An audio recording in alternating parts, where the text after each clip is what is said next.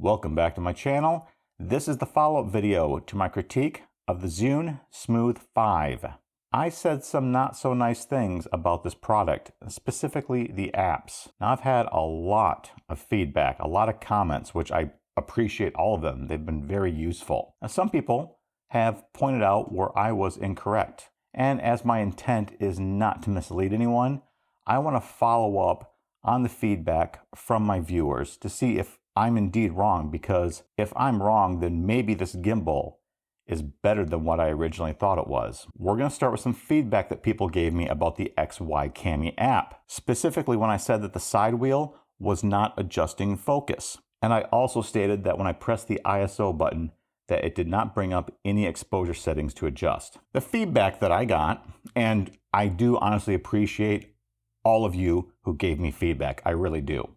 But I want you all to see this for yourselves. The feedback that I got was that if I press this button right up here, I switch from automatic to manual. And the feedback that I received was that once the app is in manual mode, that the side wheel will allow me to do focus pulls, and the ISO button will pull up exposure settings that I can manually adjust. So to test that out, we can see that I am in manual mode, and I'm gonna start turning the wheel to adjust focus. I'm turning it right now. I'm not seeing anything, and now I'm pressing the ISO button, and it still does not bring up any exposure controls, even though I am in manual mode. So if I miss something up here that I was supposed to press, please point it out. If I did miss something, if this was supposed to be in manual mode and not automatic, and you start pressing these buttons, I think a big improvement to the user interface is to flash one of these icons to let you know that you need to adjust your settings in order for the controls to work. And that would give users some indication of what they're doing wrong with the product. This is very important. People need to be guided through an interface. I'm not trying to come off condescending. I have done user interface development for artists in production studio. I've had to sit next to artists using the interfaces that I wrote and get their very blunt and very unfiltered feedback. And as brutal as that feedback could be, and oh boy, it could be brutal, I learned a lot of important lessons about interface design. And that is why I am so critical about these apps. So I'm just going to go through some of these menu options and have a look, see if there's anything that I'm missing. Let's go to Gimbal. Let's go to General. So I've gone through the menu options and it's not clear what I'm missing. Now the gentleman over at the channel for mobile motion, he has covered this gimbal extensively. And I had a little back and forth with him on one of his videos in the comments. And he has a 12 Pro Max like I do. And he insists this does work for him. And I'll be the first to admit, maybe I am doing something wrong, but it is not clear in this effed up interface what I am doing wrong. So if you can identify anything and point it out, not only would I appreciate it, but I think there's a lot of other iPhone users out there that would appreciate it as well. So now let's talk about StaCam or StaCam, StaCam. Honestly, I think it's a bad name, but moving off the name, let's talk about something more important and how I was a little bit incorrect when I talked about the zoom wheel, and that when I zoomed in and out, it did not recognize the ultra-wide lens. Now, that's still accurate. As we see here, it goes to 1.0 and doesn't pull back to 0.5 like the ZY Cami app did. And here we are in ZY Cami. I'll just show you what I mean. So I'm zooming in, and I'm going to zoom out, and it goes to 0.5, and that is the ultra-wide. And I honestly expect the same behavior in this app as well. Call me crazy, but I do. However, I was wrong about not having access to the ultra-wide lens. If you press the icon in the top left corner, it gives you a choice of lenses, and we can select ultra-wide. And I was incorrect. I am fully owning up to that and admitting to it right here, right now. However, I still have a gripe, and that gripe is this right here. That little icon, it still reads 1.0x, which is the same value that you would see when it was on the wide lens. Well, I'm on the ultra wide lens. I would expect that to read 0.5x. Wouldn't you? It just seems logical, and it would be in line with the ZY Cami app. That's another thing about interface design. If you have multiple applications that you are supporting as a developer, you should have consistency across all applications. This is not consistency. This is irritating. Now let's jump into my next complaint. I'm going to go into settings, head over to filming. Now let's take a look at bitrate. Do you see that value? 16 megabits? That's the highest it can go. That's not very high. Filmic Pro and other apps go much higher. Oh, you can go down if you really want 8 megabits a second. If you want to be subscribing, having to pay for an app to get this low of bitrate, yeah, it's going to give it to you. But this is not what I want to see when I'm paying to use an app. And we can go up to 16, we can go between H.264 and H.265, and it does not give us any higher available bit rates.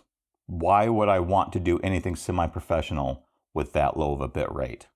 Honestly. Let's go over that function button again. Do you remember when I pressed that and I got all these functions that I had to subscribe to Prime for, and I was really mad because I was already subscribed? Well, another user pointed out where I was incorrect at.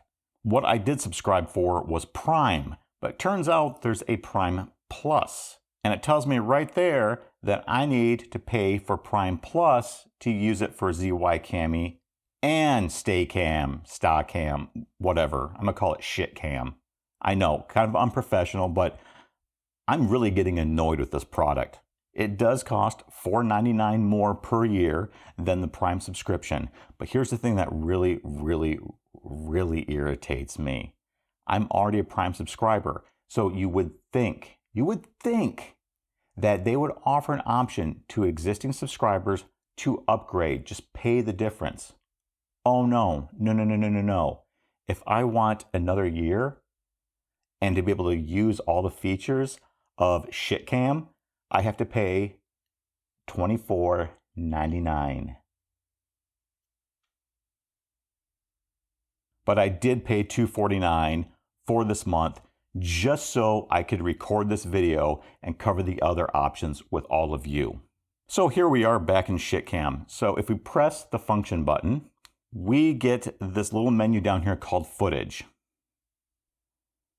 Yeah, I know they both start with F, but come on, one that's just improperly named. You shouldn't call that footage.